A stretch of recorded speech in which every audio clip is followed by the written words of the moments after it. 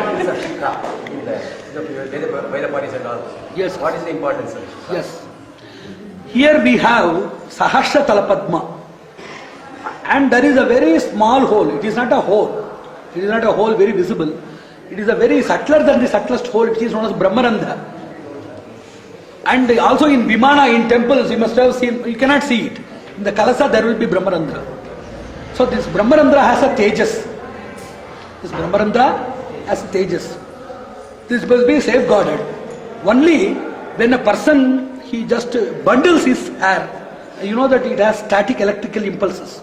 There is also some physics lecture wherein you just comb, demonstration. Then if you, piece of paper, if you just bring them, they will be attracted. It is there in 6th standard physics. So like that, the static electrical impulses are there. But you must not try to connect it with a bulb or tape recorder. It is bioelectronic in nature. It is known as bionics. That is why people used to say, the problem with mechanical instruments is, they are not giving you real energy. You are having a bionic field. They are having a geonic or metonic field or mechanical field. Both things are contradictory to each other. Like that, by collectively bundling this, there are two things. Where you have to remove the hair and where you have to collect the hair. This is, if you want to create a centralized pressure, you might have read about centripetal and centrifugal forces. Likewise, if you create a centralized forces, that is possible only by removing this 4-finger pramana of hair from this and these places. If you collectively bundle like this, just these women they are doing, and so many people like the Kung Fu masters, they are having tufts and various other things you might have seen in Chinese films, martial arts films. So unless we remove this area, so Shastra gives you two things, Vidhi and Nisheda. Where hair has to be maintained and where it must be removed. Then why God has given hair here? Somebody asked. He has given hair for the fools to keep and for the wise people to remove. If everything is made by God, there is a process. If everything is done by God, then what is the work for your discretion? He has given good and bad and also the power of discretion to select how to process good things and how to avoid bad ones. Likewise, Brahmarandra has one tejas. It is like mercury. It is a tejavarana. It is some sort of light substance. Light means light in weight also, light in transparent essence also. It is an effulgent mercury-like amalgam which is situated here, the tejas. So unless it is guarded by a shika, that medha will not be instilled. Whatever we keep in the form of medha, the Vedas are to be kept in green fresh memory. Keeping Vedas in memory is entirely difficult.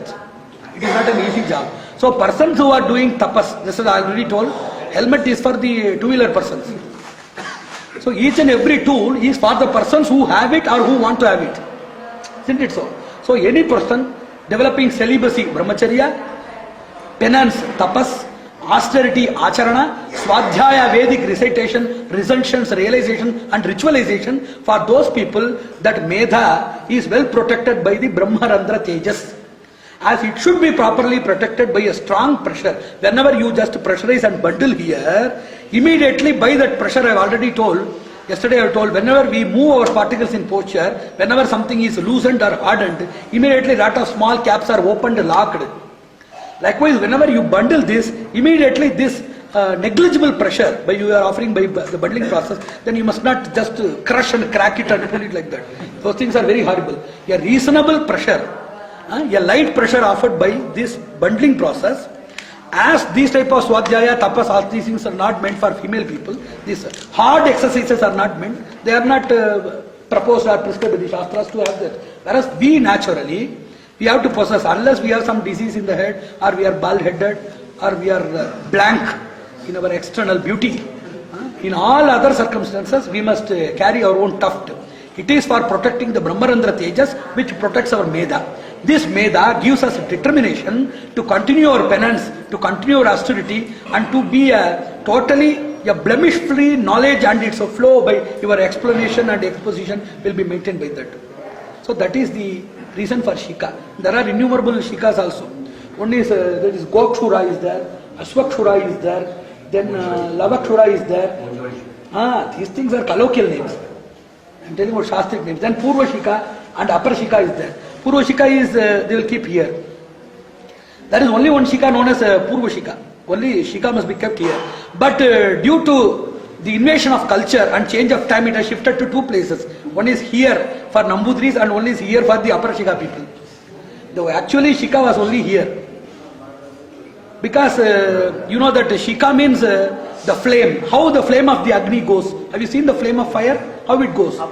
Like this. Like that here you have to prescribe the Shika. You might have seen in all Muniva, there's a Munipungavas, Rishis, they will be having Shika here and Diksha here. So Shika is here as per the Shastras. Now due to the various transformations of social standards, now the Nambudris and Chidambaram Dikshita, they are having Shika here. Now this Apra, yes, here. Like one side ear of Mickey Mouse. Huh?